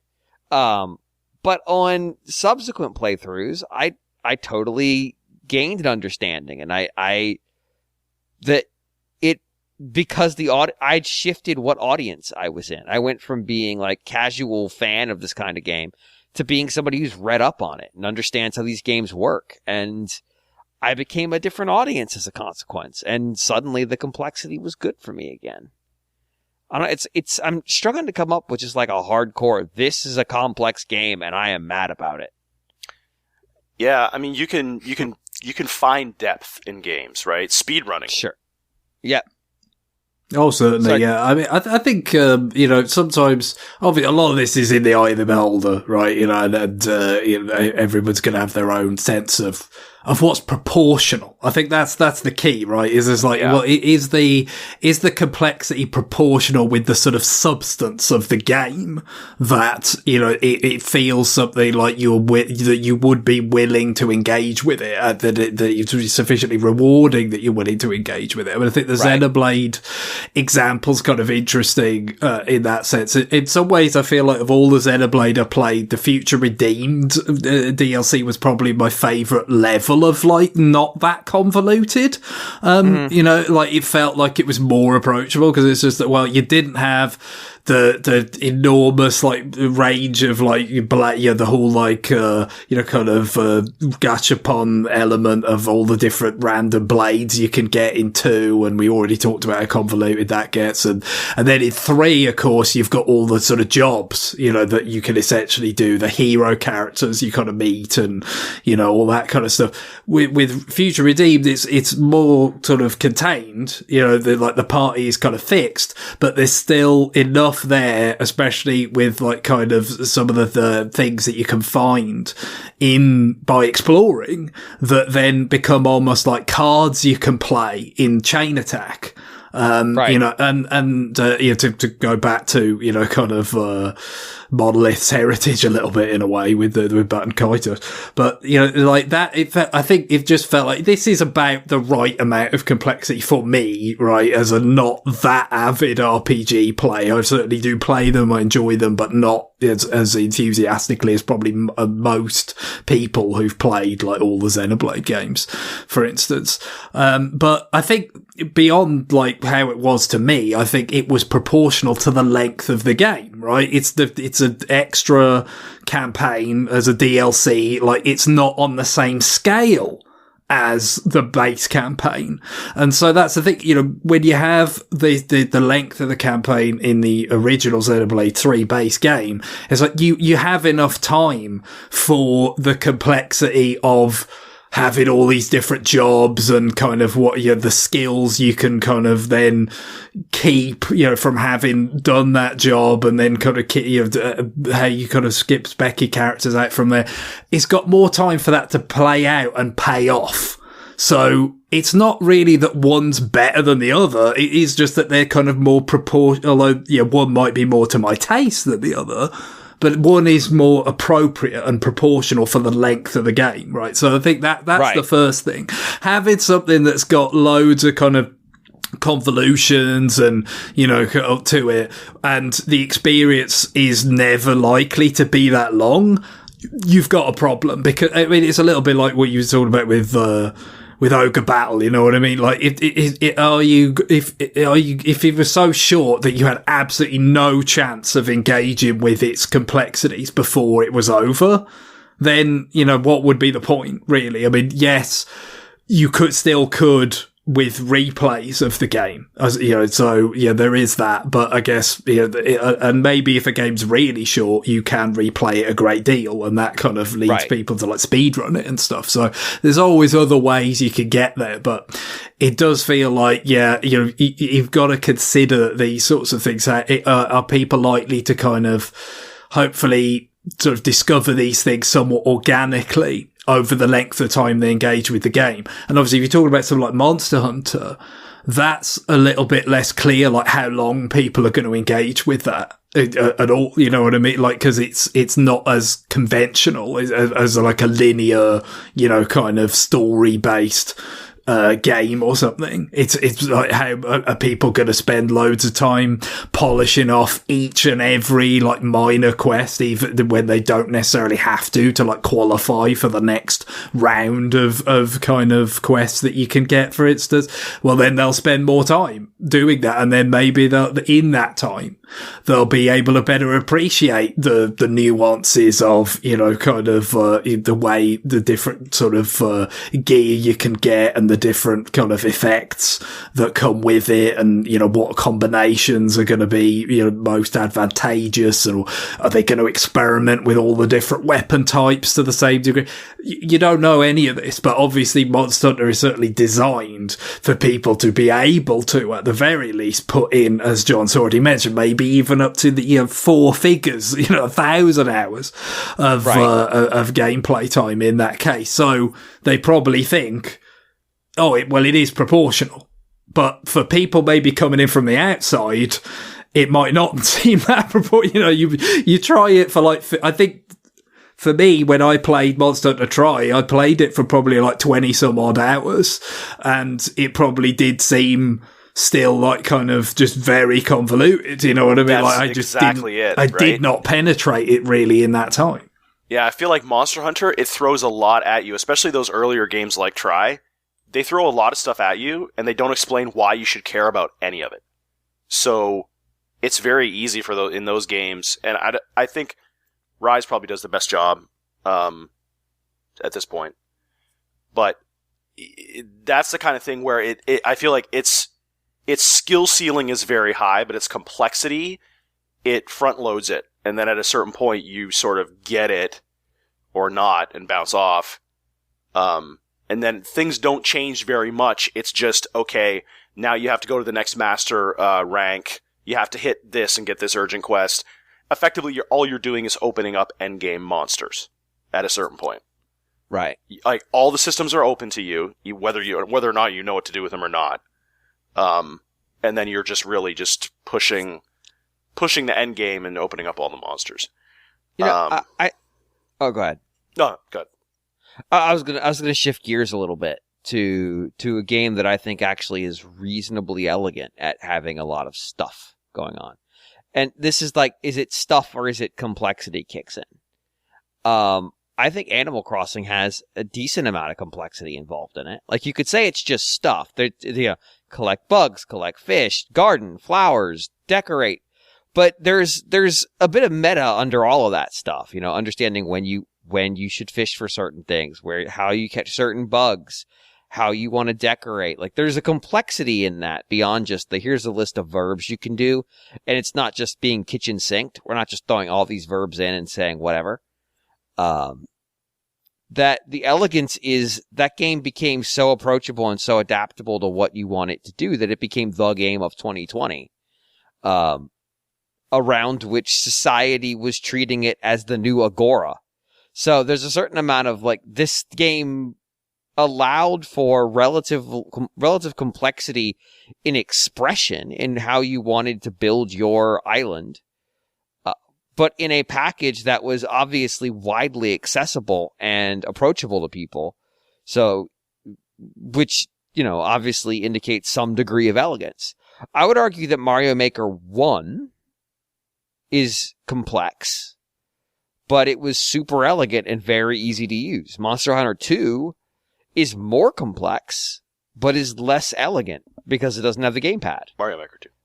Mario Maker 2, yeah, sorry. Mario Maker 2 is less elegant because it doesn't have the gamepad. It's not as approachable. Its extra complexity makes it a little bit harder to step into. They've got more things that have multiple modes that you have to shake them to figure out what to do. I picked up Mario Maker for the first time, the very first time even meeting the concept, and built a stage in, 2 or 3 minutes. There is elegance to that hides its complexity. And I think it's actually a really good foundational example of making something that is reasonably complex, but it not even being apparent that it is. People would describe Mario Maker as very easy to put together, but it isn't. There's some real thought put into it. One of the things that rebutted me about Xenoblade Chronicles 2 is that it didn't seem to, none of the system, there were a lot of systems and none of them seemed optional. It kind of felt like I was being forced to engage with all of them if I wanted to get ahead with any of them, I could not opt out of the gacha stuff if I wanted to advance some other parts of how you improve your characters and your stats. And I think that there was maybe a little bit less of that in the first one, although definitely there was one point, I ignored the forge thing for most of the game. That thing is complex if you want it to be. Right, and I mostly ignored it. And then eventually, probably around the time that you have to fight that boss in a pit of acid that your teammates just So probably around that time, I was like, okay, I got to do something with this to give myself a chance to. That's the Telethia fight, by the way. Right. Yeah. Yeah. There's a little bit of that in. My Game of the Year 2023, Chained Echoes. I never talked about this in the podcast, but there's a whole aspect of it that's crafting. And it's very complex, and it seems to be a big part of the game. You can find these crafting gems everywhere.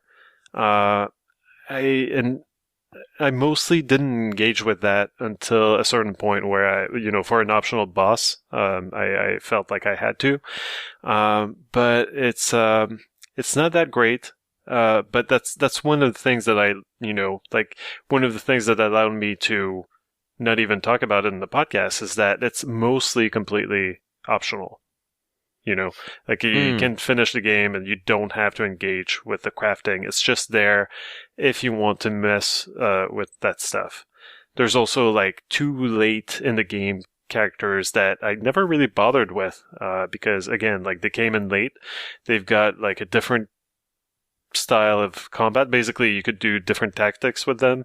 And at that point, I was like, well, I'm 70 hours into this RPG. I'm not learning a new freaking character. Thanks. But it's there if you want to do that.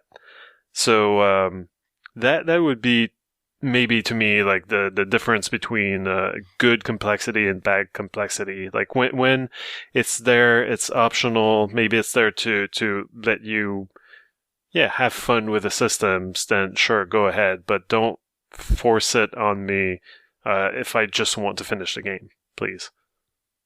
Yeah, no, that's fair. That happens a lot in these RPGs, especially these big party RPGs, where they start throwing characters at you late. I joked about it at the time, but the third Golden Sun game introduces a character so late that she only has like 12 lines of dialogue, and she's a party member. It's so stupid. Like, she's barely there. And it's like, go learn this new character. I'm like, no. Game's almost over. I'm never using her. You can't make me. But yeah, it's, especially these big party games, that seems like it's a constant. And I'm just going to throw out there just at least one action game. John, can you just go away for a bit? Uh-oh. Sure. All right. I think that he's not here anymore. Okay, so good. I played I don't remember exactly which one it was. It was either Arkham City or Arkham Knight. Oh. Probably City. But I kind of completely gave up on that game really quickly once I realized that in addition to the complex kind of...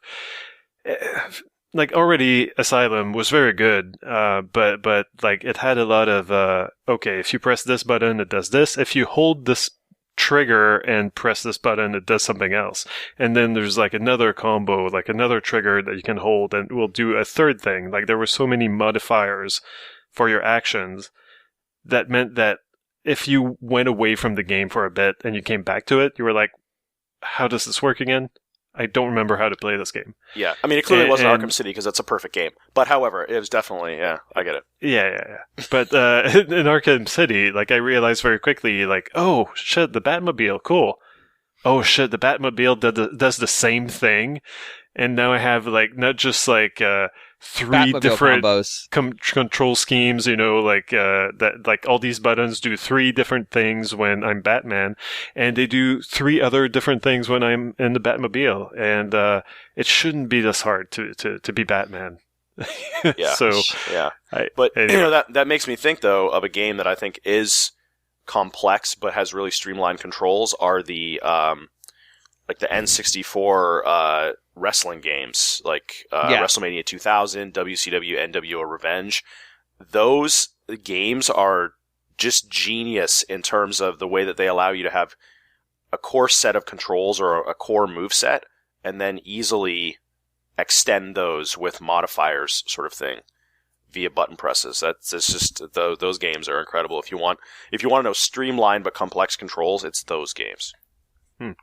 Yeah, I think Smash Brothers deserves some credit for that as well. Mm-hmm. Could trace it back to the N64 era of like, okay, you know, because this is an era of, you know, a lot of fighting games, you know, having much more complex controls than what they went for with Smash Brothers. But you know, the range of inputs is not that great, you know, not that vast. But you kind of just, okay, you've got your regular attack and your special attack, and then you've got your directional modifiers, and that's it. But the amount of different sort of actions, especially, you know, once you get to Melee and beyond, that lets you do, and how far people can take it is really, you know, very deep, actually, even with that. And I generally feel like, yeah, with fighting games, you know, like for instance, when they did, Tatsunoko versus Capcom, like, when I played that, you know, I was used to like Street Fighter and stuff being, you know, a 6-button game, and all this, whereas that kind of boiled it down a bit more to just, okay, we're not going to have separate kick and punch, and instead it's just going to be kind of light, medium, heavy attack, for instance. And I feel like that, benefited from it. I didn't feel like the depth of the game was particularly less than, other of those Capcom kind of fighters that came before it, but just streamlining the inputs, kind of made it feel like more approachable for somebody like me that had some experience with those sorts of games, but not terribly recent to that point and not that, kind of, extensive in general. So yeah, I think that, sometimes just, kind of limiting how kind of extensive the different kinds of button inputs are is a good way it comes with some risks, obviously, but if you can do that of like, okay, well, the inputs aren't that complicated, but the actual mechanics, can go pretty deep. That's a good way of doing it. But I'd say, with some like with what happened over time, especially I think probably, in the aughts and so forth, the sort of popularization of RPG elements, you get some kind of hit and miss with that in terms of sometimes it introduces some genuine depth to a kind of game that maybe didn't always have it before. And other times it's like, no, we're clearly just chasing a trend. This is a mandate that came from somewhere that's just like, RPG elements are in, so we should have something. And, you have like skill trees and stuff where it's just like, okay, well, yeah, now, I've got to make a choice about where I like upgrade first or whatever, but it doesn't really feel that meaningful. It's just, we've got another layer of menus and collectibles and whatever for something that really for this kind of game could just be there. I liked, Bayonetta 3 quite a lot. But, there was, like, you've got all these different weapons that have all these different, like, Bayonetta forms attached to them. And then they've all got skill trees that you've got to invest in. And, like, a bunch of different, and again, it's not like a big, I wouldn't say it was like a huge detriment to the experience at all. It was minor at most, really. But also, it's like, well, what is this accomplishing at the same time? Like, do I feel like I've got some sort of, real agency? Like, now I'm taking control of what I want to upgrade first, and this feels like empowering, or, kind of, like you're investing in it more as a result. Not really. It feels like convolutions. That's about it. So, and again, one person's, kind of, people's perceptions are going to vary. One person's, kind of outright convolution might be something that's welcome to another. So there's no hard and fast distinctions. A lot of the time it's just going to be kind of, it when you see it kind of thing. Yeah. I would even say something like Breath of the Wild, where it introduced all these things, like not control wise. I think control wise, Breath of the Wild is a little bit of a mess. But it's a mess that I got used to. But in terms of all of the mechanisms of locomotion that Link possesses in that game, and in terms of the ability to just do things, all the options that he has at his disposal for interacting with the world, it all feels very natural, and the game doesn't really need to guidepost you on it. Like it feels right. Like the artifice is such that everything feels authentic. So it doesn't have to like coach you on what to do with it. It doesn't have to highlight the hand holds yellow or stuff like that. Like it can really just say your intuition is probably right about what you can do once you've spent a little bit of time with this game. And I can't think of a more elegant approach to something than that. Then I can look at it, think up 10 different approaches to the problem, and the game just lets them all work, not because they are the 10 canonical answers for the problem that the developers then went and put in code, but because the gameplay itself works in such a way and has enough predictability to it and has enough flexibility to it that those all end up being valid. And not just like I can fuck with the physics engine and make something goofy happen, although that is some of them. But just in that the things in here are intuitive and make sense in the context of the world they're trying to represent, and therefore I can correctly project my will into an action and get the result that I'm expecting without it having to have been, scripted. It's, this is one of those, like, complexity is a lot of things. And to me, that's certainly one of them. All right. Well, I think that's going to do it for email this week. We had one more goofy one we wanted to get to, but I think we're running a little long, and I want to do a good wrap up here. So, emails, as I said, it's tax season. This is your tax. If you send us an email, it's possible you will not have to pay your national tax agency tax money. I said possible, therefore you cannot sue me if you run into legal troubles. But do send your emails to rfn@nintendoworldreport.com, and they may very well get read like these two were and used on the show. So please do that. In addition, I am going to go ahead and put a stake in the ground and say, gentlemen, it's time. It's time for the return of the prediction segment. Let's start to prep for this so we can do it next week. So have some ideas. You can be as serious or as stupid as you want, but you can't predict the Switch 2 launch date because AI Shark. Is it really worthwhile now that AI Shark has just spoiled it all for everyone? Oh my God. Oh my God. But always in my back pocket, I got, Netflix is coming to Switch 2. I always got that in my back pocket. I love this. I love that we could just predict this forever. It's great. So we'll try to do that next week. And maybe answer some more email or do some new business. We'll figure it out. But I think that's going to do. Oh, actually, I forgot to plug it, but Radio Trivia. Yes, I was going to say, time's passed. We might be able to spoil a game, maybe. Yeah. I forgot to plug this for like the past 2 weeks. Yes. Yeah. So I was on Radio Trivia. Yes. Do you want to spoil a game that you used?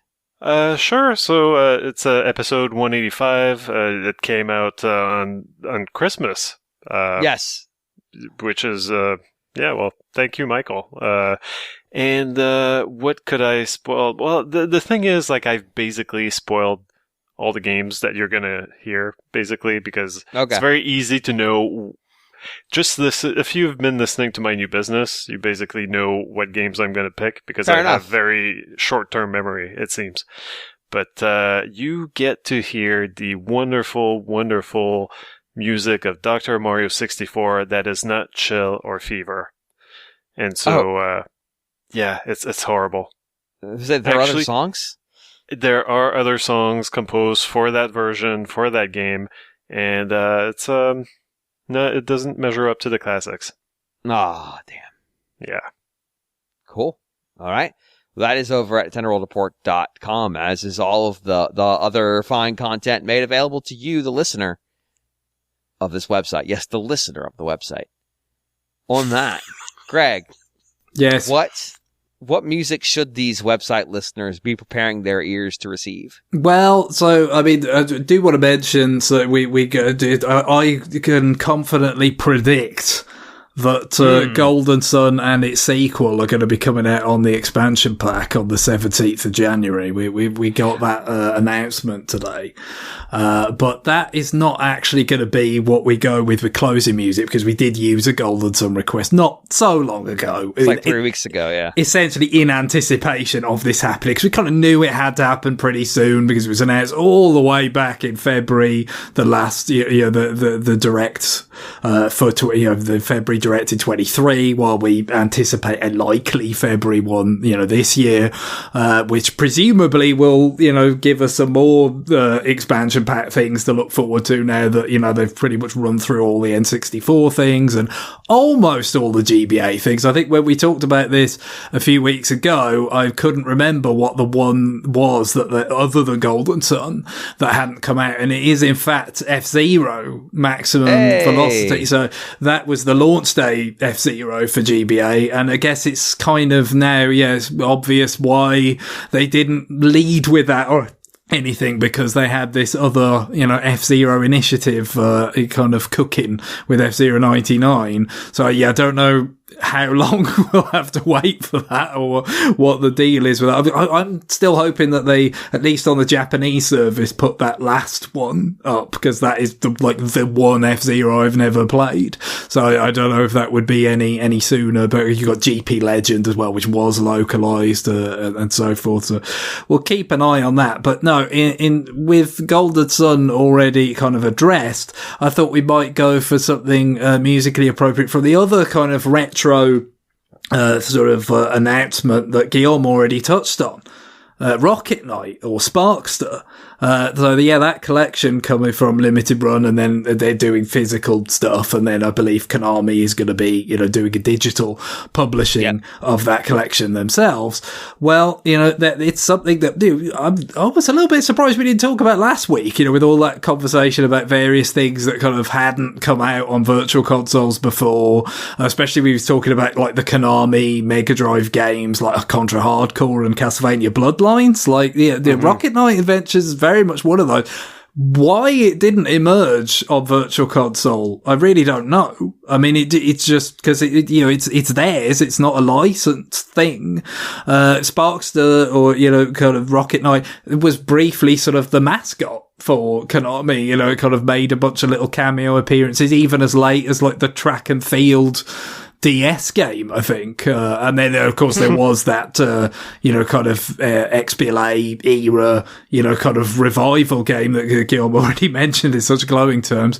But yeah, with the original games, back in the 16-bit era, it is the kind of stuff that I always was really interested about. They were really warmly received in the magazines, especially the first Mega Drive, Genesis game, Rocket Knight Adventures. I think, Sparkster, the Super Nintendo sort of spin-off, reviewed quite well, but it wasn't as warm as that. And then confusingly, there's a sequel to the Mega Drive game that is also called Sparkster, but it's not the same game. It's not like a Mega Drive version of that game or something. It's quite odd. But yeah, so all three of them would be something I'll be interested to revisit. But in the meantime, with the soundtrack, obviously the original game has a pretty strong soundtrack. I have played it a little bit because I have a Mega Drive, I actually have a cartridge of it. But as you can imagine, playing on the Japanese Mega Drive, when I don't have like a really decent upscaling solution for original hardware at this point or anything, I haven't done it a lot. So I would like to play it a lot more and hear more of the music.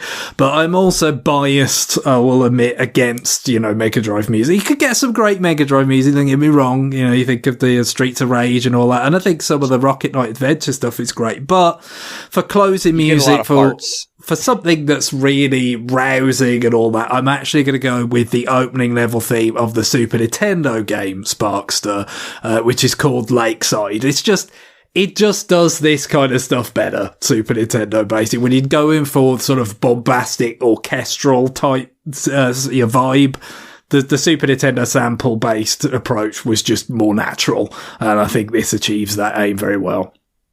Cool. All right, well, now it is time for us to go. Bye, everybody. Bye. Later. Bye-bye.